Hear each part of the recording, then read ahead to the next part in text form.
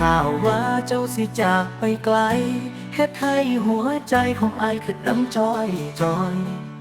คือน้ำอยู่เด้อต่อไปผู้ใดสิคอยเบิ่งแง่งเมื่อเจอปัญหาขนาดอยู่ไกลยามใดเจ็บเป็นเอ็นอุ่นอันนั้นยังบุญสูญจนเสียท่าไปอยู่ไกลๆผู้ใดบังแก้มการดาคือจนเบิดคำสิว่าให้เวลาไปลองสู้สักทีในฐานะของคนเป็นห่วงว่าสามารถลวงทำเกินหน้าที่เคยอยู่ใกล้กันผูกพันจนเป็นน้องเป็นพี่ก็อดก็ได้เวลาจากนี้คงอีกหลายปีความห่วงสิสา